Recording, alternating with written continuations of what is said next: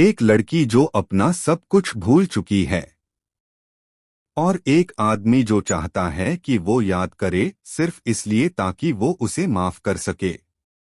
यह कहानी है दर्द की, धोखे की और उन रिश्तों की जो टूट के भी खत्म नहीं होते। रूही वापस आ गई है, लेकिन वो रूही नहीं रही जो गई थी।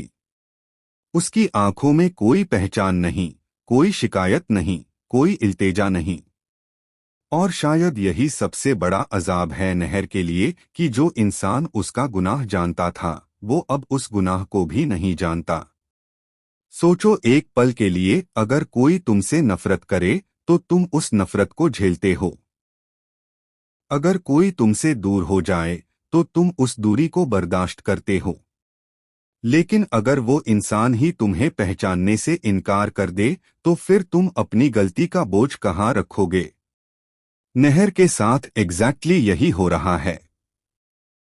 वो उस रास्ते पे खड़ा है जहां न आगे सुकून है न पीछे। रूही के सामने खड़ा है और रूही उसे देख रही है जैसे एक अजनबी को देखती है, न गुस्सा, न प्यार, न दर्द, सिर्फ खाली निगाहें। यह सब तब शुरू हुआ जब रूही इस शहर में वापस आई। किसी ने सोचा भी नहीं था कि वो वापस आएगी। शायद नहर ने भी नहीं, शायद दादी ने भी नहीं। लेकिन दादी की खुफिया खबरों का जाल इतना बड़ा है कि जब रूही शहर में कदम रखती है तो दादी को पता चल जाता है। एक पल के लिए दादी के दिमाग में हजारों सोचें दौड़ती हैं कि अब क्या होगा। रिश्तों का यह महल जो उन्होंने बनाया है, क्या वो अब टूटेगा? मिस्टी का क्या होगा? शादी का क्या होगा? लेकिन दादी ने जिंदगी में बड़े बड़े तूफान देखे हैं, वो इतनी आसानी से घबराने वाली नहीं हैं।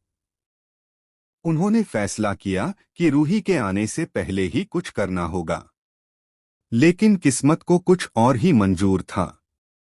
रूही खुद घर आ गई, बिना किसी को बताए, बिना किसी को चेताए।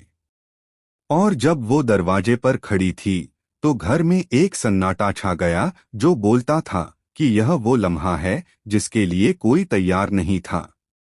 नहर वहीं था और उसने जब रूही को देखा तो उसके पैर जमीन पर जम गए।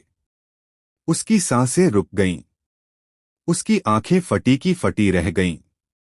वो रूही वही रूही जिसे उसने खोया था, जिसके बारे में सोच सोच कर उसने रातें जागी थीं, जिसकी याद ने उसे तोड़ा था, आज उसके सामने खड़ी थी, जिंदा, सही सलामत। लेकिन कुछ था जो बदल गया था। रूही की आंखों में वो चमक नहीं थी, वो गहराई नहीं थी जो कभी नहर को डुबो देती थी। रूही देख रही थी नहर को, लेकिन जैसे कोई दीवार देखता है। बस नहर को कुछ देर में सच्चाई का पता चला। रूही की याददाश्त जा चुकी थी, वो सब कुछ भूल चुकी थी, अपना दर्द, अपनी खुशियां, अपने रिश्ते और हाँ, नहर को भी। नहर के लिए यह खबर किसी तलवार से कम नहीं थी। एक तरफ राहत थी कि रूही को उसका किया हुआ याद नहीं। दूसरी तरफ एक अजीब सा दर्द था कि जिस इंसान से माफी मांगनी थी वो इंसान ही नहीं रहा जिसने उसे तकलीफ दी थी। नहर ने फिर भी हिम्मत की। उसने सोचा, माफी मांगूंगा, चाहे रूही याद रखे या नहीं, चाहे वो समझे या नहीं, लेकिन जो बोझ मेरे दिल पर है उसे उतारना जरूरी है। वो रूही के पास गया। आंखों में आंसू थे, लब कांप रहे थे और उसने कहा, रूही मुझे माफ कर दो। लेकिन रूही ने उसे एक अजनबी की तरह देखा। उसकी आंखों में न गुस्सा था न मोहब्बत, बस एक सवाल था, तुम कौन हो? और इस एक सवाल ने नहर के दिल को वहां जाकर मारा जहां पहले कोई नहीं पहुंचा था। वो तड़प गया, टूट गया।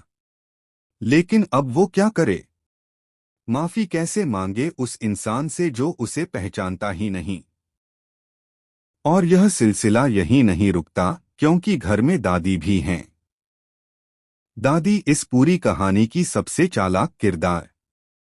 जिन्होंने हर मोड़ पर हालात को अपने हिसाब से मोड़ा है, जिन्होंने हर रिश्ते को अपनी उंगलियों पर नचाया है। लेकिन आज जब रूही घर में आ गई तो दादी के चेहरे पर एक ऐसी बेचैनी थी जो उन्होंने कभी नहीं दिखाई थी।